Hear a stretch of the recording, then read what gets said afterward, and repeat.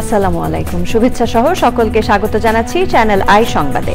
এখনকার আয়োজন নিয়ে আপনাদের সাথে আছি আমি ফাবলিহা বুশরা। শুরুতেই চলুন দেখে নিই ফ্রেশ আটা, ময়দা, সুজি সংবাদ শিরোনামগুলো। জনগণের আস্থা ফেরাতে সংস্কার শুরু হয়েছে বললেন প্রধান উপদেষ্টা। চীনে বোয়াও সম্মেলনে রোহিঙ্গা প্রত্যাবাসনে এশীয় দেশগুলোর ঐক্যমত্যের তাগিদ। ঢাকা দক্ষিণ সিটির মেয়র পদে 2020 সালের নির্বাচনের ফল বাতিল করে ইশরাককে মেয়র ঘোষণা, শপথের জন্য দলীয় সিদ্ধান্তের অপেক্ষা।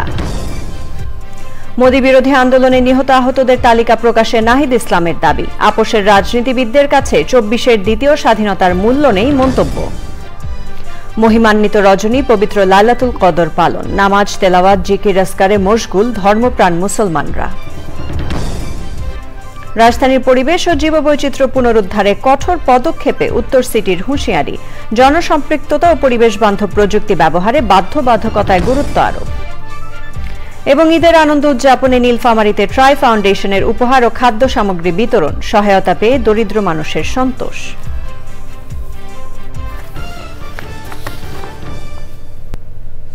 সংবাদ শিরোনামগুলো জানাচ্ছিলাম। এখনকার এই সংবাদ আয়োজন একই সঙ্গে চ্যানেল আইয়ের ইউটিউব চ্যানেল এবং চ্যানেল আইয়ের ওটিটি প্ল্যাটফর্ম আই স্ক্রিনে লাইভ স্ট্রিম হচ্ছে। এবার জানাবো বিস্তারিত। 4 দিনের সফরের প্রথম দিনে চীনে Boao forum for Asia BFA সম্মেলনে দেয়া বক্তৃতায় প্রধান উপদেষ্টা ডক্টর মোহাম্মদ ইউনূস বলেছেন, রোহিঙ্গাদের মিয়ানমারে নিরাপদ প্রত্যাবাসনে এশীয় দেশগুলোর নেতাদের ঐক্যমত্য প্রয়োজন। তিনি বলেন, বাংলাদেশের জনগণের আস্থা ফিরিয়ে আনতে সংস্কার কার্যক্রম শুরু করেছে তার সরকার। মোস্তফা মল্লিকের রিপোর্ট। অন্তর্বর্তী সরকারের প্রধান উপদেষ্টা অধ্যাপক ডক্টর মোহাম্মদ ইউনূস বুধবার 4 দিনের সফরে চীন গেছেন। অধ্যাপক ইউনূসকে রাজকীয় সম্বর্ধনা দেয় চীন সরকার। চীনের হাইনানে বোয়াও ফোরাম ফর এশিয়া BFA-র বার্ষিক সম্মেলন 2025-এর উদ্বোধনী অধিবেশনে ভাষণ দেন ডক্টর ইউনূস। বৈশ্বিক ভূ রাজনৈতিক উত্তেজনা, জলবায়ু পরিবর্তন, মানবিক সংকট ও উন্নয়ন সহযোগিতার জন্য বৈশ্বিক নেতাদের রাজনৈতিক সদিচ্ছা না থাকা সহ নানা ক্ষেত্রে উদ্বেগজনক ঘাটতির বিষয় তুলে ধরেন প্রধান উপদেষ্টা। Today I stand before you in a different capacity, representing a Bangladesh that underwent a historical transformation in July-August last year. আজ আমি একটি ভিন্ন প্রেক্ষাপটে আপনাদের সামনে দাঁড়িয়েছি। এমন একটি বাংলাদেশের প্রতিনিধিত্ব করছি যেটি গত বছরের জুলাই-আগস্ট মাসে ঐতিহাসিক পরিবর্তনের মধ্যে দিয়ে গেছে। জনগণের আস্থা ফিরিয়ে আনার জন্য আমরা সংস্কার শুরু করেছি। এই সংস্কারগুলো বাস্তবায়িত হলে জাতির মৌলিক পরিবর্তন আনবে। বাংলাদেশে আশ্রয় নেয়া রোহিঙ্গাদের মিয়ানমারে নিরাপদে প্রত্যাবর্ষণ নিশ্চিত করতে এশিয়ার দেশগুলোর নেতাদের এগিয়ে আসার আহ্বান জানান অধ্যাপক Yunus. For more than 7 years, Bangladesh has been hosting over 1.2 million forcibly displaced Rohingyas who are Myanmar nationals. Bangladesh 7 বছরের বেশি সময় ধরে প্রতিবেশী মিয়ানমার থেকে জোরপূর্বক বাস্তুচ্যুত 12 লাখের বেশি রোহিঙ্গাকে আশ্রয় দিয়ে আসছে। রোহিঙ্গাদের নিজ দেশে মিয়ানমারে নিরাপদ ও মর্যাদাপূর্ণ প্রত্যাবাসন নিশ্চিত করতে এশীয় নেতাদের অবশ্যই এক হতে হবে। বাংলাদেশের দুর্নীতির প্রসঙ্গও তুলে ধরেন অধ্যাপক Yunus. As we build a new Bangladesh, we face multiple challenges which are shared by other Asian countries. আমরা যখন একটি নতুন বাংলাদেশ গড়ি তখন আমরা একাধিক চ্যালেঞ্জ মোকাবেলা করছি। বাংলাদেশ দুর্নীতি ও অবৈধ আর্থিক প্রবাহের শিকার হয়েছে। সম্পদ পুনরুদ্ধার এবং দেশে ফিরিয়ে আনার বিষয়ে এশিয়াকে ঐক্যবদ্ধ হওয়া উচিত। বোয়াও ফোরাম ফর এশিয়ার চেয়ারম্যান বান কি মুন, মহাসচিব ঝাং ঝু, লাওসের প্রধানমন্ত্রী সোনেক্সাই সিফান্ডোন, চীনের স্টেট কাউন্সিলর নির্বাহী উপপ্রধানমন্ত্রী ডিং ওয়েশিয়াং সম্মেলনে বক্তৃতা করেন।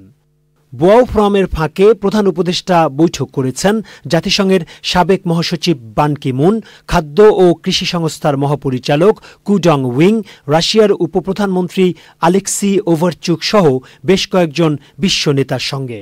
এছাড়াও প্রধান উপদেষ্টা বৈঠক করেছেন একাধিক প্রতিষ্ঠান প্রধানের সঙ্গে। শুক্রবার বেইজিংয়ে চীনা প্রেসিডেন্ট সি জিনপিংয়ের সঙ্গে ডক্টর মোহাম্মদ ইউনূসের দ্বিপাক্ষিক বৈঠক হওয়ার কথা রয়েছে। Mostafa Mallik, Channel I, Dhaka. প্রধান উপদেষ্টা ডক্টর মোহাম্মদ ইউনুস বৃহস্পতিবার স্থানীয় সময় রাত 10:20 বেইজিংয়ে পৌঁছেছেন। চীনের উপমন্ত্রী সান ওয়েইডং বেইজিং ক্যাপিটাল আন্তর্জাতিক বিমানবন্দরে তাকে অভ্যর্থনা জানান। এর আগে সন্ধ্যা 7টায় অধ্যাপক ইউনুস হাইনান প্রদেশের বোয়াও শহর থেকে বেইজিংয়ের উদ্দেশ্যে রওনা হন। 4 দিনের সরকারি সফরে চীনে অবস্থান করছেন তিনি। শুক্রবার চীনের প্রেসিডেন্ট শি জিনপিং এর সঙ্গে অন্তর্বর্তী সরকারের প্রধান উপদেষ্টা ডক্টর মোহাম্মদ ইউনুসের বৈঠকে গুরুত্বপূর্ণ বিষয় নিয়ে আলোচনা হবে।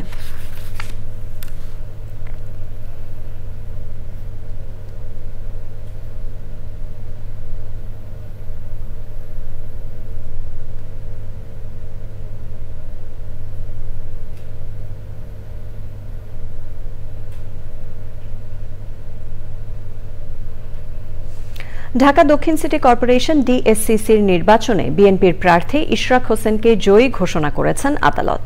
নির্বাচনে কারচুপির অভিযোগে ফল বাতিল ও পুনরায় ভোটের দাবিতে বিএনপির প্রার্থী ইশরাক হোসেনের করা মামলায় নির্বাচনী ট্রাইব্যুনালে দায়িত্বপ্রাপ্ত ঢাকার প্রথম যুগ্ম জেলা জজ মোহাম্মদ নুরুল ইসলাম এ রায় ঘোষণা করেন।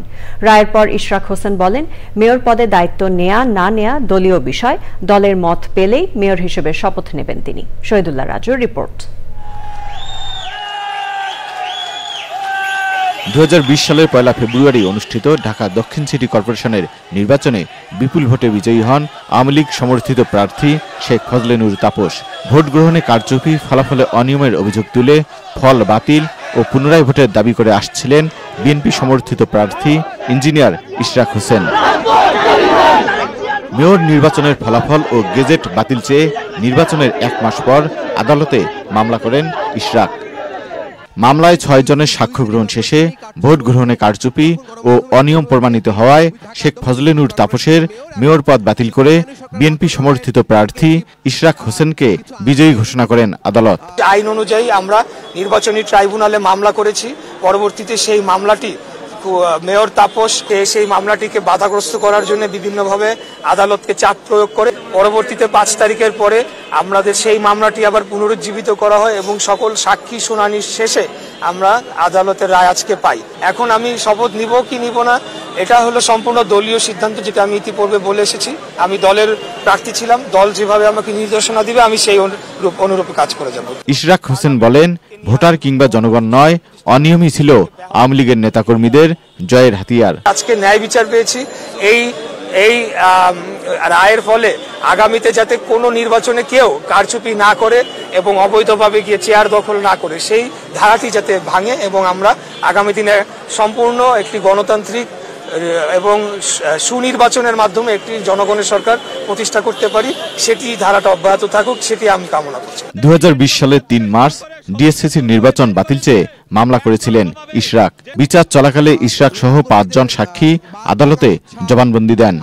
গত বছরের 19 আগস্ট শেখ ফজলে নূর তাপস ও আতিকুল ইসলাম সহ 12টি সিটি কর্পোরেশনের মেয়রকে পদ থেকে অপসারণ করে সরকার। শহীদুল্লাহ রাজু, চ্যানেল আই, ঢাকা। 2021 সালে বাংলাদেশে মোদি বিরোধী আন্দোলনে নিহত ও আহতদের তালিকা প্রকাশের দাবি জানিয়ে জাতীয় নাগরিক পার্টি এনসিপির আহ্বায়ক নাহিদ ইসলাম বলেছেন, ভারতের সঙ্গে সম্পর্ক হবে ন্যায্যতা ও সমতার ভিত্তিতে। শেখ হাসিনা সহ যারা ভারতে পালিয়ে আছেন তাদের ফেরত দেওয়ার বিষয়ে ভারতের পদক্ষেপের উপর ভিত্তি করে আগামী দিনের পররাষ্ট্রনীতি নির্ধারণের কথা বলেন তিনি। বিকেলে রাজধানীর বাংলা মোটরে স্মরণ সভায় নাহিদ ইসলাম বলেন, বিগত সময়ে যারা আপোষ করে রাজনীতি করেছে তাদের কাছে 24-এর দ্বিতীয় স্বাধীনতার মূল্য নেই। আক্তার হোসেনের রিপোর্ট। 2021 সালে মোদি বিরোধী আন্দোলনে নিহত ও আহতদের স্মরণ সভার আয়োজন করে জাতীয় নাগরিক পার্টি এনসিপি। দেশের বিভিন্ন প্রান্তে মোদি বিরোধী আন্দোলনে আহত ও নিহতদের পরিবারের সদস্যরা এতে অংশ নেন। স্বজন হত্যার ন্যায় বিচার প্রত্যাশা করেন তারা। 4 বছর হয়েছে, কেউ কোনো খবর নেয় না।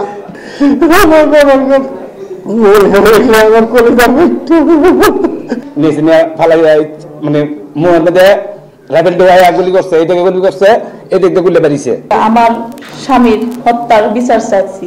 এই শহীদ ফ্যামিলিগুলো গত 4 বছর এদের কেটেছে, এমনভাবে তারাই অপরাধী। এই হামলাগুলোর সাথে যারা জড়িত তাদেরকে অতি দ্রুত বিচারের আওতায় আনতে হবে। তাদের এই শহীদের রাষ্ট্রীয় স্বীকৃতি চাই, তাদের মর্যাদা চাই, তাদের ক্ষতিপূরণ চাই। বিগত 3টি নির্বাচনে ভারতের সহযোগিতায় কারচুপি করে ক্ষমতায় এসে আওয়ামী লীগ সবসময় ভারতের স্বার্থ রক্ষা করেছে এমন দাবি করে নাহিদ ইসলাম বলেন, ভারতের সঙ্গে সম্পর্ক হবে ন্যায্যতা, সমতা ও মর্যাদার ভিত্তিতে।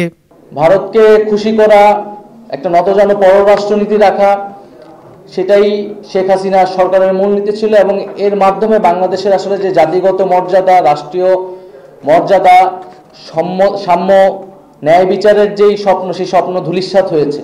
এ সময় জুলাই আন্দোলন নিয়ে বিভিন্ন রাজনৈতিক দলের নেতাদের বক্তব্যেরও সমালোচনা করেন তিনি। গত 16 বছর আসলে এই ঘটনাগুলোর ভিকটিম ছিলাম। আমাদের কাছে এটা অবশ্যই স্বাধীনতা। 5ই আগস্ট আমরা আসলে নতুন করে স্বাধীন হয়েছি। যারা এই গত 15-16 বছর নির্যাতিত হয়েছে, নিপীড়িত হয়েছে, আর যাদের ব্যাংক ব্যালেন্স অক্ষুণ্ণ ছিল, যারা আপোষ করে বিরোধী রাজনীতি করেছে, তাদের কাছে হয়তো এটা স্বাধীনতা মনে হয় না। তো তাদের কাছে প্রথম স্বাধীনতাও গুরুত্বপূর্ণ না, দ্বিতীয় স্বাধীনতাও গুরুত্বপূর্ণ, তাদের কাছে হচ্ছে গুরুত্বপূর্ণ লুটপাটের স্বাধীনতা। পিলখানা হত্যাকাণ্ড, মোদি বিরোধী আন্দোলন ও জুলাই হত্যাকাণ্ডে আওয়ামী লীগ জড়িত দাবি করে সবকিছুর বিচার নিশ্চিত করতে সরকারের প্রতি আহ্বান জানান নাহিদ। আক্তার হোসেন, চ্যানেল আই, ঢাকা। প্রিয়জনের সঙ্গে ঈদ উদযাপন করতে রাজধানী ছাড়ছেন নগরবাসী। এই মুহূর্তে রাজধানী টেকনিক্যাল মোড়ে আছেন আমাদের সহকর্মী শাকের আদনান। সরাসরি যাচ্ছি তার কাছে। আদনান, ঈদ যাত্রায় যাত্রীদের ভিড় কেমন দেখছেন, কি বলছেন যাত্রীরা?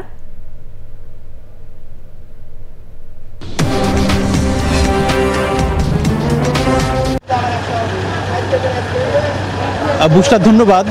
আসলে সন্ধ্যার পর থেকে আসলে ঈদ যাত্রার যে মানুষ তারা যাচ্ছেন, রাজধানী ছাড়ছেন এবং আপনি দেখতে পাচ্ছেন এখন 11টা বাজে, তো মানুষের কিন্তু ভিড় এখন লক্ষ্য করা যাচ্ছে অনেকটাই এবং যাত্রীরা এখনও যাচ্ছেন এবং তারা এখনও টিকিট পাচ্ছেন, কারণ যেহেতু 9 দিনে একটা টানা ছুটি রয়েছে। তো আমরা দু একজন যাত্রী এবং কাউন্টারের সঙ্গে কথা বলতে চাই যে তারা এখন টিকিট পাচ্ছেন কিনা বা কী অবস্থা। ভাই, আপনি কোথায় যাবেন? আমি পাবনাতে যাব। টিকিট পেয়েছেন? জি, টিকিট পেয়েছি। 11:30 গাড়ি। টিকিট পেতে সমস্যা হয়েছে? না, কোনো সমস্যা হয় নাই। আমরা দু একজন কাউন্টারের সঙ্গে একটু কথা বলতে চাই। ভাই, একটু বলবেন যে টিকিট তো এখনো পাওয়া যাচ্ছে আমি শুনলাম, তো কি অবস্থা এখন? অনেক আছে, খুব কম, লম্বা ছুটি অনেক যাত্রী নেই, ম্যাক্সিমাম গাড়ি খালি। ম্যাক্সিমাম গাড়ি খালি। কয় তারিখে? কোনো চাপ নাই। চাপ আজকে তো ছুটি চাপ হওয়ার কথা ছিল, চাপ তো নাই। মহাসড়ক তো যানজট নাই, কোথাও যানজট শুনি নেই এই পর্যন্ত। ক্লিয়ারলি গাড়ি দেখা গেলো, গাড়ি অনেকগুলো জমিয়েই রয়েছে এখানে, অতিরিক্ত গাড়ি এসে বসে আছে, দেখা গেলো 8-10টা গাড়ি আমাদের হাতেই আছে। শুনছিলেন যে যারা যাচ্ছেন ঈদ যাত্রায় তারা বলছিলেন যে আদনান, বুঝতে পেরেছি আমরা। ঈদে ঘরমুখো মানুষ রাজধানী ছাড়তে শুরু করেছে। বাসের পাশাপাশি ট্রেনেও বাড়ছে ঈদ যাত্রীদের ভিড়। এই মুহূর্তে কমলাপুর রেলওয়ে স্টেশনে আছেন মিথিলা নাজনীন। সরাসরি যাচ্ছে তার কাছে। মিথিলা, ট্রেনে ঈদ যাত্রীদের ভিড় কেমন দেখছেন?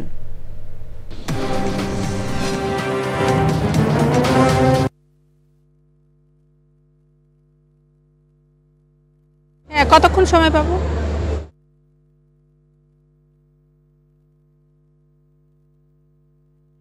যেমনটি বলছিলেন যে ঈদ যাত্রায় যারা হচ্ছে এই রেলপথ বেছে নিয়েছেন, আপনারা দেখছেন যে তারা কিন্তু বেশ স্বাচ্ছন্দ্য নিয়েই ট্রেনে ভ্রমণ করছেন। এবার আমরা সন্ধ্যা থেকে এখানে আছি। সন্ধ্যার ট্রেনগুলোতে যে যাত্রীগুলো ছিল ওই সময় আমরা প্ল্যাটফর্মে কিছুটা ভিড় দেখলেও এখন কিন্তু প্ল্যাটফর্ম একদমই ফাঁকা। এবং এখন আমার পাশে যে ট্রেনটি দাঁড়িয়ে আছে, ট্রেনটি 11:15 ছেড়ে যাওয়ার কথা রয়েছে। ট্রেনটি যাবে তুর্না এক্সপ্রেস। এটি যে যাত্রীরা আছে তারা কিন্তু দেখছেন, তারা কিন্তু খুবই স্বাচ্ছন্দ্য নিয়ে ট্রেনের প্রত্যেকের সিটে বসে আছেন এবং অনেক ট্রেনের অনেক সিট কিন্তু ফাঁকা এবং তারা বলছেন যে টিকিট পেতেও কোনো ভোগান্তি হয়নি। এবং সন্ধ্যা থেকে যে ট্রেনগুলো গিয়েছে আমরা সে ট্রেনের যাত্রীদের আমরা দেখেছি, 7টায় দেখেছি, 7:30, 9টা, বিভিন্ন সময় লালমনি এক্সপ্রেস কিংবা মহানগর এক্সপ্রেস বলেন কিংবা চিত্রা এক্সপ্রেস বলেন, যে ট্রেনগুলো গিয়েছে প্রত্যেকটি ট্রেন কিন্তু একদম সঠিক সময় ছেড়ে গিয়েছে। এবং ট্রেনের যে শিডিউল বিপর্যয় যে এবার নাই, এটি নিয়ে কিন্তু ট্রেনের যারা যাত্রী তারা কিন্তু বেশ সন্তুষ্টি প্রকাশ করেছেন। এবং আমরা কিন্তু সন্ধ্যা থেকে ছেড়ে যাওয়া যে ট্রেনগুলো দেখেছি প্রত্যেকটা ট্রেনেই কিন্তু আমরা প্রতিবার যেমন দেখি যে ঈদ যাত্রা মানেই যে লোকজন জীবনের ঝুঁকি নিয়ে ট্রেনের ছাদে চড়ে ভ্রমণ করছেন, এবার কিন্তু সে ধরনের কোনো চিত্র নেই। এই সময়ের এখন যে ট্রেনটি ছেড়ে যাবে এই ট্রেনের বগিতে, প্রত্যেকটি বগিতে কিন্তু অনেকগুলো সিট ফাঁকা রয়েছে। যদিও সন্ধ্যা থেকে যেগুলো ছেড়ে গিয়েছে সেগুলোতে সিট ফাঁকা ছিল না, অনেক যাত্রী দাঁড়িয়ে গিয়েছে, কিন্তু যে উপচে পড়া ভিড় সেই জিনিসটা এবার নেই। এবং আমরা দেখেছি রেল স্টেশনে ঢোকার পথে সেখানে কিন্তু আইন শৃঙ্খলা রক্ষাকারী বাহিনী সহ রেলওয়ে কর্তৃপক্ষ তারা ঈদযাত্রায় যেন নির্বিঘ্নে হতে পারে যাত্রীদের জন্য, তার জন্য সব ধরনের ব্যবস্থাই তারা গ্রহণ করেছে। জি মিথিলা, ধন্যবাদ আপনাকে। প্রিয় দর্শক, আমাদের সহকর্মী শাকের আদনান এবং মিথিলা নাজরিনের কাছ থেকে জানছিলাম ঈদ যাত্রার খবর। বেশ সন্তোষজনক খবর পাওয়া গেল, সকলের ঈদ যাত্রা শুভ হোক। এবার জানাবো অন্যান্য খবর। আন্তর্জাতিক অপরাধ ট্রাইব্যুনালের চিফ প্রসিকিউটর বলেছেন, গ্রেফতারি পরোয়ানা জারির পর তথ্য ফাঁস হওয়ার কারণে অনেক আসামি পালিয়ে যাচ্ছেন। এর সাথে প্রসিকিউশনের কেউ জড়িত থাকতে পারে বলে মনে করেন তিনি। তদন্তে যার নাম আসবে তার বিরুদ্ধে কঠোর ব্যবস্থা নেওয়ার হুঁশিয়ারি দেন তিনি। জুলাই আগস্ট গণহত্যার ঘটনায় শেখ হাসিনার বিরুদ্ধে তদন্ত প্রতিবেদন ঈদের পর দাখিল হবে বলে জানিয়েছেন চিফ প্রসিকিউটর। মাজহারুল হক মান্নার রিপোর্ট। জুলাই আগস্ট গণ অভ্যুত্থানের সময় আশুলিয়ায় 6 জনকে হত্যার পর পুড়িয়ে দেওয়ার ঘটনায় করা মামলায় 9 জন আসামি থাকলেও গ্রেপ্তার মাত্র 2 জন। তারা হলেন সাবেক এসআই মালেক ও কনস্টেবল মুকুল। এরকম বহু মামলায় গ্রেপ্তারি পরোয়ানা জারির পর আসামির আর কোনো খোঁজ পাওয়া যায় না। প্রসিকিউশন সহ অন্য কেউ তথ্য ফাঁস করছে কিনা এসব নিয়ে কথা বলেন চিফ প্রসিকিউটর। এটা দুর্ভাগ্যজনক যে এখানে কোনো না কোনো জায়গা থেকে এটা ফাঁস হচ্ছে। এটা আমরা খুব উদ্বেগের সাথে লক্ষ্য করছি যে সম্ভবত এই ট্রাইব্যুনালের সাথে সম্পৃক্ত কোনো একটা মহল এটার সাথে জড়িত বা প্রসিকিউশনের মধ্যে অফিসেও থাকতে পারে। আমরা এই বিষয়টাকে গভীরভাবে উদ্বেগের সাথে বিশ্লেষণ করছি এবং তথ্য প্রমাণ আদি সংগ্রহ করছি। যারা এই ধরনের তথ্য ফাঁসের সাথে জড়িত হবে তাদেরকে আইনের আওতায় আনা হবে এবং দৃষ্টান্তমূলক শাস্তির মুখোমুখি করা হবে। শেখ হাসিনা ও চানখারপুলে হত্যাকাণ্ডের তদন্ত প্রতিবেদন দাখিল কবে হবে সে সম্পর্কে জানান তিনি। শেখ হাসিনার মামলার ব্যাপারে যেটা কমান্ড রেসপন্সিবিলিটির মামলা, এটা হলো সবচেয়ে বেশি ডকুমেন্ট এখানে ইনভলভড, সেটারও চূড়ান্ত পর্যায়ের কাজ চলছে। আশা করছি ঈদের পরে সেটাও চলে আসবে, কারণ শেখ হাসিনার কমান্ড রেসপন্সিবিলিটি প্রমাণ করার জন্যে সবগুলো মামলারই কিন্তু এক্সট্রাক্ট, সব ঘটনারই এক্সট্রাক্ট কিন্তু এখানে চলে আসবে। আশুলিয়ায় 6 জনকে হত্যার পর পুড়িয়ে দেওয়ার ঘটনায় করা মামলায় সাবেক এসআই মালেক ও কনস্টেবল মুকুলের বিরুদ্ধে 28 এপ্রিল তদন্ত প্রতিবেদন দাখিল করতে নির্দেশ দিয়েছেন tribunal. Mazharul Haque Manna, Channel I, Dhaka. পবিত্র লাইলাতুল কদর বা শবে কদর আজ। এ রাতেই পবিত্র কোরআন শরীফ নাজিল হয়েছিল। মুসলমানদের কাছে এই রাত অতি মহিমান্বিত। চকর মালিথা জানাচ্ছেন বিস্তারিত। আরবি হিসেবে সূর্যাস্তের সাথে সাথে শুরু হয় পরবর্তী দিন গণনা। সেই হিসেবে বৃহস্পতিবার 26শে রমজানের দিন শেষে শুরু হবে 27শে রমজানের রাত। আলেম ওলামাদের মতে 26 রমজানের দিন শেষে 27 রমজানের রাতই হচ্ছে মহিমান্বিত সেই রজনী।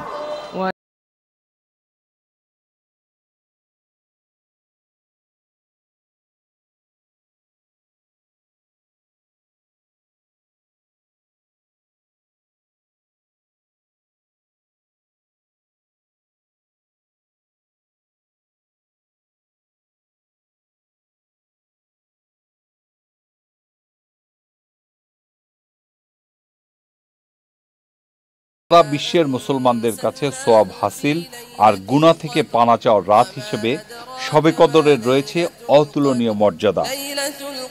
পবিত্র কোরআনেই বলা আছে ফজিলতের দিক দিয়ে এই রাত 1000 মাসের চেয়েও উত্তম। হাদিসে আছে যে ব্যক্তি এ রাতের কল্যাণ থেকে বঞ্চিত হয় সে মাহে রমজানের কল্যাণ থেকেই বঞ্চিত হলো।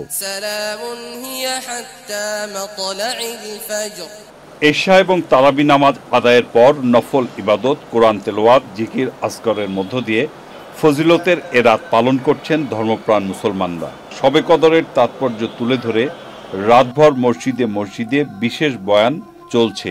পাপ থেকে মুক্তি আর সকলের মঙ্গল কামনায় করা হবে বিশেষ মোনাজাত। চকর মালিথা, চ্যানেল আই, ঢাকা।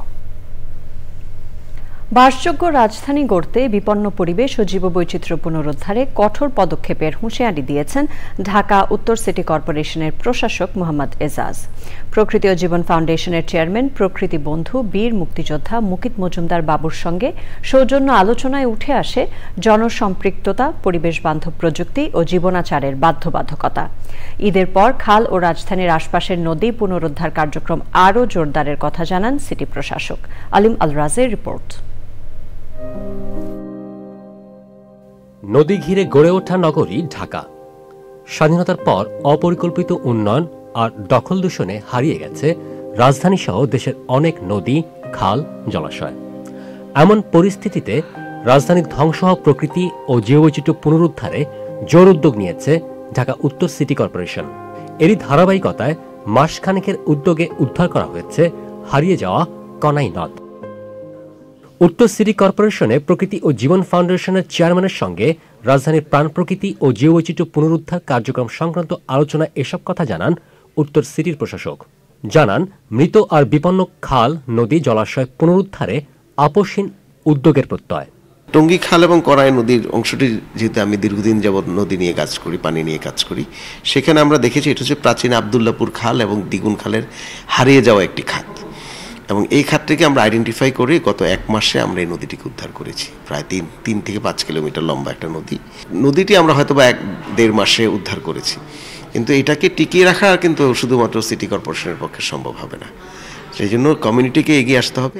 দীর্ঘমেয়াদে বাস্তুতন্ত্র পুনরুদ্ধারে প্রশাসনিক উদ্যোগের পাশাপাশি সার্বিক সচেতনতা ও অংশগ্রহণের বিকল্প নেই বলেও মত তার। ঢাকার বিভিন্ন জায়গায় যে জলাবদ্ধতা হয়, এসব জায়গায় যেন জলাবদ্ধতা না থাকে কিংবা খুব দ্রুত পানিটা চলে যায়, সেজন্য আমরা ওয়াসা, 2 সিটি কর্পোরেশন, লোকাল গভর্নমেন্ট এবং পরিবেশ অধিদপ্তর এবং পানি উন্নয়ন বোর্ড মিলে আমরা একটি কম্প্রিহেন্সিভ অ্যাকশন প্ল্যান করছি।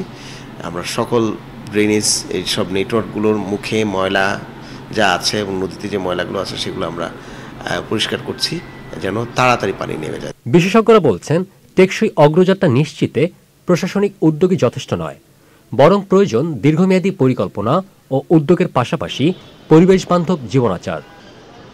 আলিম আল রাজি, চ্যানেল আই, ঢাকা। নীলফামারীতে অসহায় ও দুস্থ মানুষের মাঝে ঈদের আনন্দ ভাগাভাগি করতে এবারও ঈদ উপহার বিতরণ করেছে ট্রাই ফাউন্ডেশন। প্রত্যন্ত গ্রামের অসহায় মানুষের হাতে তুলে দেয়া হয়েছে খাদ্য সামগ্রী। নীলফামারী থেকে আনোয়ারুল আলম প্রধানের রিপোর্ট।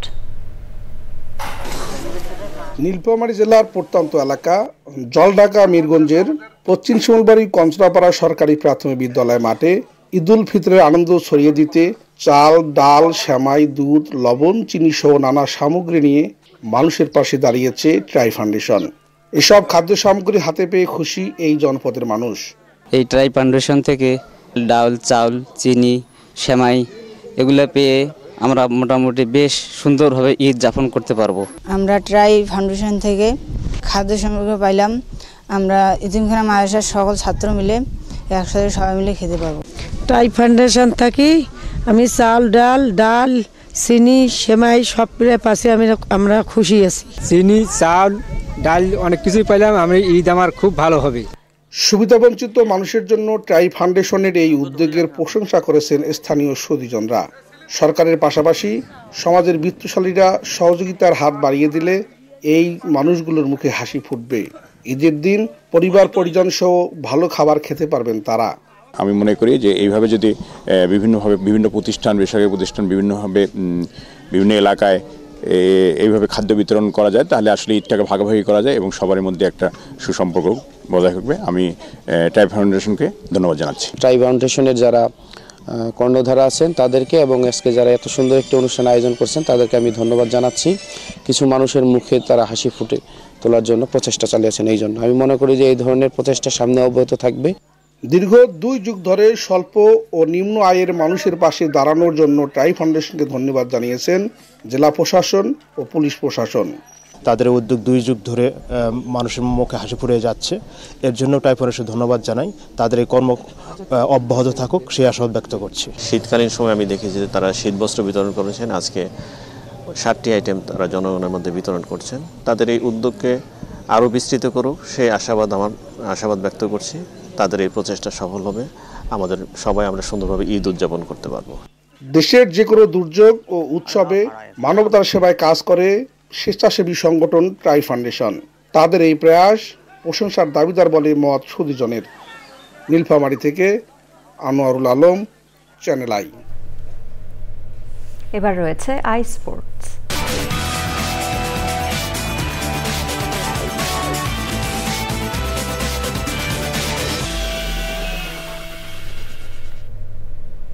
খেলাধুলা সব আপডেট নিয়ে আই স্পোর্টসে আছেন আমাদের সহকর্মী আরিফ চৌধুরী। যাচ্ছি তার কাছে। আরিফ। উষা, ধন্যবাদ আপনাকে।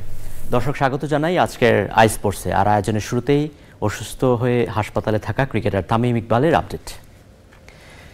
দেশসেরা ওপেনিং ব্যাটসম্যান তামিম ইকবালকে হাসপাতালের সিসিইউ থেকে কেবিনে নেওয়া হয়েছে।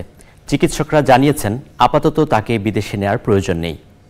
তামিমকে মনোবিদের শরণাপন্ন হওয়ার পরামর্শ দিয়েছেন চিকিৎসকরা। আদিল আহমেদ শান জানাচ্ছেন বিস্তারিত। পরিবারের সাথেই ঈদ উদযাপন করতে যাচ্ছেন বাংলাদেশের dashing opener Tamim Iqbal. CCU থেকে এভারকেয়ার হাসপাতালের কেবিনে তাকে স্থানান্তর করা হয়েছে। চিকিৎসকদের সবুজ সংকেত পেলে 72 ঘন্টা পরই বাড়ি ফিরতে পারবেন তামিম। বিদেশে নেওয়ার প্রয়োজন নেই বলেও জানিয়েছেন চিকিৎসকরা। টিকিট খাইতে চাচ্ছে কিন্তু আমরা অ্যালাউ করতেছি না। পরে বলল যে আস্তে আস্তে বেব নিব, আমি না বেবও নিতে পারবো না, বেবের ক্যান্সারের ঝুঁকি থাকে। এখন যেটা হবে সেটা হলো রিহ্যাবিলিটেশন, রিস্ক ফ্যাক্টর মডিফিকেশন। ওর যে রিস্কগুলো আছে, he is a smoker, he had to quit smoking. আর ওবেসিটি কন্ট্রোল করতে হবে। ওর ফ্যামিলি হিস্ট্রিটা খারাপ, তাদের এটা হওয়ার প্রবণতা আবার থাকতে পারে, ব্লক না হলেও হতে পারে। সো ওকে অ্যাসেস করতে হবে, ওকে রেগুলার ফলোআপ থাকতে হবে, লাইফস্টাইল চেঞ্জ করতে হবে, মোটিভেশন করতে হবে, ডায়েট, ডিসিপ্লিন অ্যান্ড ড্রাগস। সোমবার সাভার বিকেএসপিতে ডিপিএল এর ম্যাচ খেলতে গিয়ে হার্ট অ্যাটাকে আক্রান্ত হন তামিম। স্থানীয় কেপিজি হাসপাতালে নেয়ার পর হৃদযন্ত্রে ব্লক ধরা পড়লে দ্রুত রিং পরান কর্তব্যরত চিকিৎসকরা। মঙ্গলবার রাতে সাভার থেকে ঢাকায় এভারকেয়ার হাসপাতালে স্থানান্তর করা হয় তামিমকে। 36 বছর বয়স, মানে খুব ডিফিকাল্ট, এটাকে অ্যাবজর্ব করতে হবে, এটাকে মেনে নিতে হবে। সেই জন্যই আমরা কাউন্সিলিং ইনভলভ করছি, আমরা কাউন্সিলিং করতেছি, কার্ডিয়াক কাউন্সিলিং, রিহ্যাব করবো আমরা। আস্তে আস্তে ঠিক হয়ে যাবে ইনশাআল্লাহ। যে স্মোকিংটা হঠাৎ করে ছাড়তে পারবো, প্রথম তো বলছিলাম আমি ছাড়তেই পারবো না। হাসপাতাল থেকে ছাড়া পেলেও পুরোপুরি সেরে উঠতে আরো 3 মাস পূর্ণ বিশ্রামে থাকতে হবে তামিমকে। আদিল আহমেদ শান, চ্যানেল আই, ঢাকা। পাকিস্তান সুপার লিগে খেলার ছাড়পত্র পেয়েছেন 3 বাংলাদেশি ক্রিকেটার লিটন কুমার দাস, রিশাদ হোসেন ও নাহিদ রানা। লিটন ও রিশাদ পুরো মৌসুমের জন্য ছাড়পত্র পেলেও পেসার নাহিদ টুর্নামেন্টের শুরুতে অংশ নিতে পারছেন না। বাংলাদেশ দল আগামী মাসে জিম্বাবুয়ের বিপক্ষে 2 ম্যাচের টেস্ট সিরিজ খেলবে। সিরিজটি শুরু হবে 20 এপ্রিল এবং শেষ হবে 2 মে।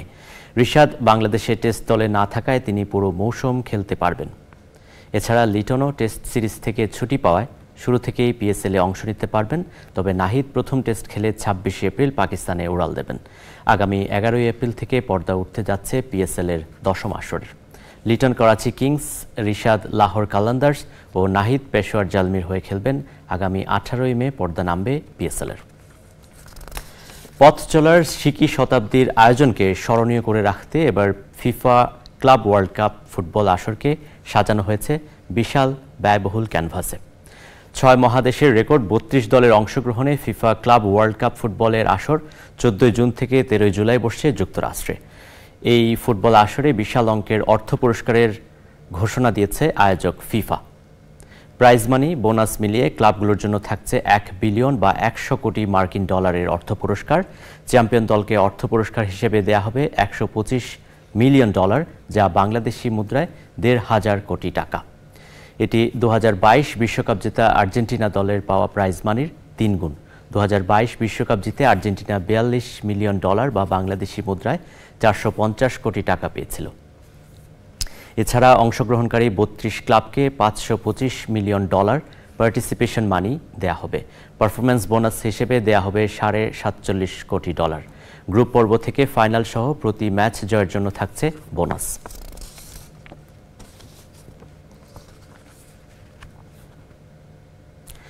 জাতীয় দলের ডিউটি শেষ করে ইংল্যান্ডে ফিরে গেলেন হামজা চৌধুরী। বাংলাদেশ বিমানের একটি ফ্লাইটে বৃহস্পতিবার সকালে ঢাকা ছেড়েছেন শেফিল্ড ইউনাইটেডের এই বাংলাদেশি মিডফিল্ডার। ভারতের বিপক্ষে এশিয়ান কাপ ফুটবলের বাছাই এবং জাতীয় দলের হয়ে নিজের অভিষেক ম্যাচ খেলে বুধবার বিকেলে কলকাতা থেকে দলের সাথে ঢাকায় ফেরেন হামজা। জুনে সিঙ্গাপুরের বিপক্ষে বাংলাদেশের ম্যাচের আগে আবারও জাতীয় দলের ক্যাম্পে ফেরার কথা তার। শুক্রবার বাংলাদেশ সময় রাত 2টায় শেফিল্ড ইউনাইটেডের হয়ে মাঠে নামবেন বাংলাদেশি মিডফিল্ডার হামজা চৌধুরী।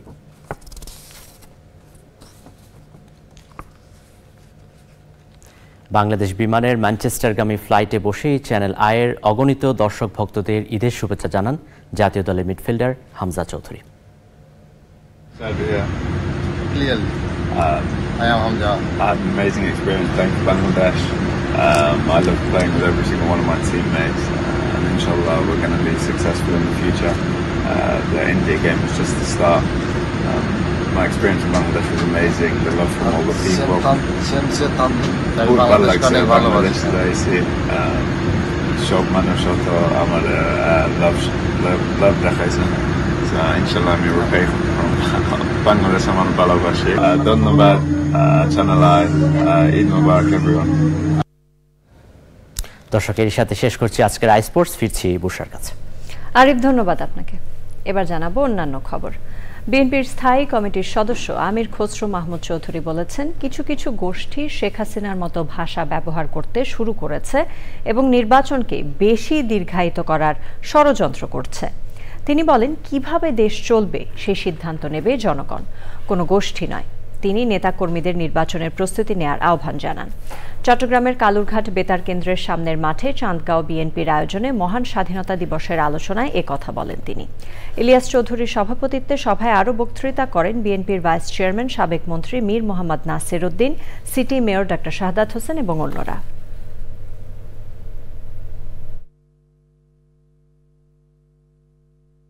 বাংলাদেশের মানুষের ভোটে নির্বাচিত সরকার যারা জনগণের কাছে দায়বদ্ধ থাকবে, জবাবদিহি থাকবে, সেটা বিপন্নের পথে। কিছু কিছু গোষ্ঠী শেখ হাসিনার মতো ভাষা ব্যবহার করতে শুরু করেছে, যে কি তারা তাদের মতো করে বাংলাদেশ কিভাবে চলবে তারা সিদ্ধান্ত দেওয়ার চেষ্টা করছে এবং নির্বাচনকে যত বেশি দীর্ঘায়িত করা যায় নির্বাচন, সেটার ষড়যন্ত্র চলছে। প্রিয় দর্শক, আপনারা দেখছেন চ্যানেল আই সংবাদ। সময় হয়ে গেল একটি বিরতি নেবার। বিরতির পর অন্যান্য খবরের সাথে আরো জানিয়ে ফিরব। গাজা ইসরায়েলের হামলায় হামাস মুখপাত্র সহ 25 ফিলিস্তিনি নিহত। লেবাননের ড্রোন হামলায় হিজবুল্লাহ কমান্ডার সহ 3 জনের প্রাণহানি।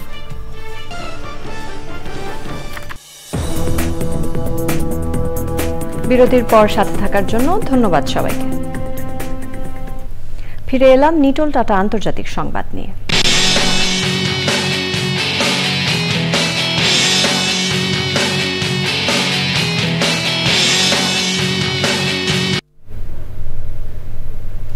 গাজায় ইসরায়েলের অব্যাহত হামলায় 25 ফিলিস্তিনি নিহত ও 82 জন আহত হয়েছে। ভোরে উত্তর গাজার জাবালিয়া শহরে ইসরায়েলি হামলায় হামাসের মুখপাত্র আব্দুল লতিফ আল কানুয়া নিহত হন।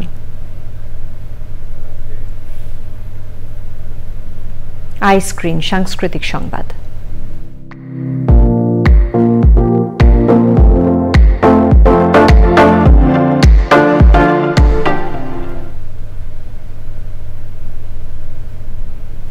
বিনোদনের স্মার্ট দুনিয়া ওটিটি প্ল্যাটফর্ম আই স্ক্রিন। এই প্ল্যাটফর্মে চলচ্চিত্র আগন্তুক স্ট্রিমিং হচ্ছে। পূজা চেরি অভিনীত সিনেমাটি পরিচালনা করেছেন সুমন ধর, যেখানে অভিনয় করেছেন শ্যামল মাওলা, মিলি বাশার, শিখা খান মৌ, হিল্লোল রায়, আনোয়ার শাহিন ও অনেকে। আই স্ক্রিন সাবস্ক্রাইব করে সিনেমাটি উপভোগ করতে পারবেন দর্শক।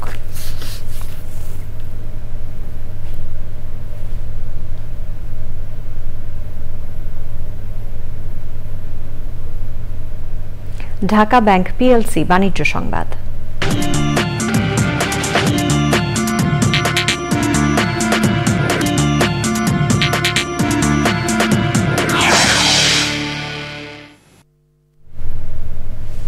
গাড়ি আমদানিতে 25% শুল্ক আরোপ করছে যুক্তরাষ্ট্র। হোয়াইট হাউস জানিয়েছে, শুল্ক গাড়ির ওপরই নয়, যন্ত্রাংশের ওপরও প্রযোজ্য হবে। তবে কানাডা ও মেক্সিকো থেকে আসা যন্ত্রাংশের শুল্ক প্রাথমিকভাবে স্থগিত থাকবে।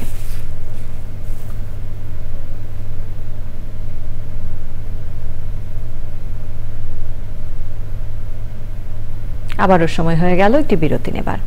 বিরতির পর অন্যান্য খবরের সাথে আরো জানিয়ে ফিরব। অভিনব উপায়ে ডাকাতির ঘটনায় রাজধানীতে 6 জন আটক। র্যাব ম্যাজিস্ট্রেট, সাংবাদিক, ছাত্র প্রতিনিধি পরিচয়ে সিন্ডিকেট।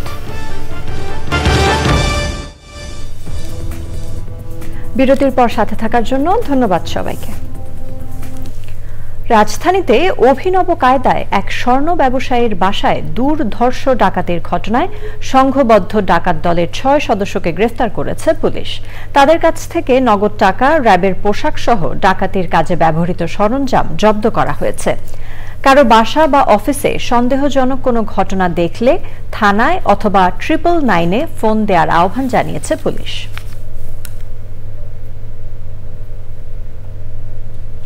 কানাডায় ধর্মীয় ভাব গাম্ভীর্যের মধ্য দিয়ে পবিত্র লাইলাতুল কদর বা শবে কদর পালিত হয়েছে। স্থানীয় সময় বুধবার সন্ধ্যার পর থেকে ধর্মপ্রাণ মুসল্লিরা কানাডার বিভিন্ন মসজিদে লাইলাতুল কদরের নামাজ আদায় করে আল্লাহর নৈকট্য ও রহমত লাভের আশায় ইবাদত বন্দেগী করেন। প্রবাসী বাংলাদেশিরাও সমাগত হয়ে লাইলাতুল কদরের নামাজ আদায় করেন। এই সময় নামাজের পর আলোচনা করেন মুসলিম কাউন্সিল অফ ক্যালগারির সিনিয়র ইমাম শেখ জামাল হাম্মৌদ। রাতে ধর্মপ্রাণ মুসলমানরা নফল নামাজ, পবিত্র কোরআন তেলাওয়াত, জিকির আসকার, দোয়া, মিলাদ মাহফিল ও আখেরি মোনাজাত করেন। আবারও সময় হয়ে গেল একটি বিরতি নেবার। বিরতির পর জানিয়ে ফিরব। গাইবান্ধার পলাশবাড়ী ও সাদুল্লাপুরে 7টি ইট ভাটায় অভিযান চালিয়েছে প্রশাসন। সে সময় ইট প্রস্তুত ও ভাটা স্থাপন নিয়ন্ত্রণ আইন লঙ্ঘনের অপরাধে ভাটা মালিকদের 6 লাখ করে মোট 42 লাখ টাকা জরিমানা করা হয়। এছাড়া সরকারি প্রাথমিক বিদ্যালয়ের পাশে নির্মিত হওয়ায় একটি ভাটার চিমনি ভেঙে দেয়া হয়।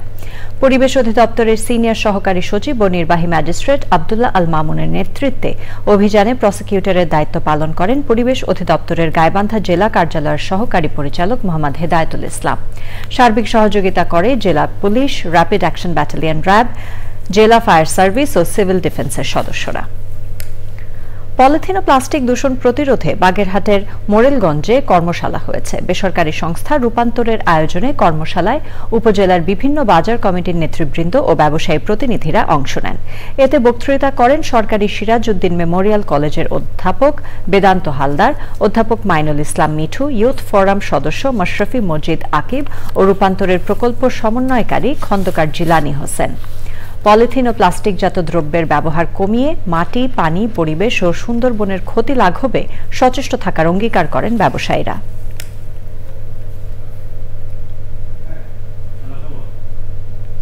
এবার জানাবো খেলার খবর।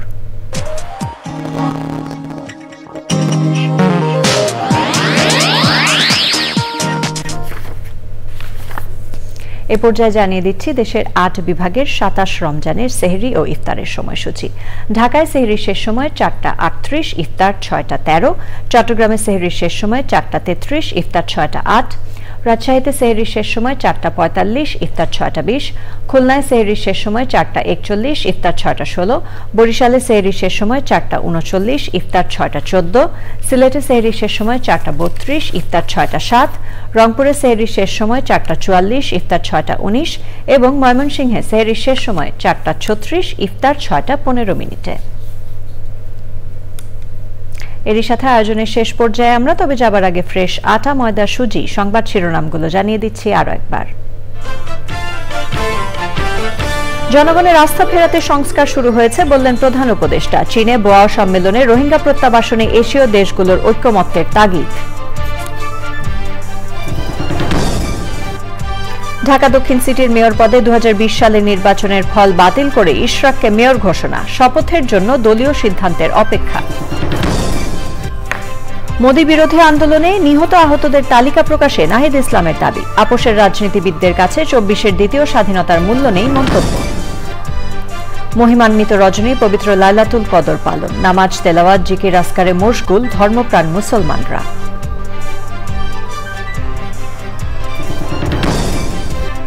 রাজধানীর পরিবেশ ও জীববৈচিত্র্য পুনরুদ্ধারে কঠোর পদক্ষেপে উত্তর সিটির হুঁশিয়ারি।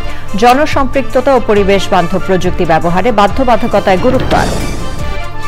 এবং ঈদের আনন্দ উদযাপনে নীলফামারীতে ট্রাই ফাউন্ডেশনের উপহার ও খাদ্য সামগ্রী বিতরণ। সহায়তা পেয়ে দরিদ্র মানুষের সন্তোষ।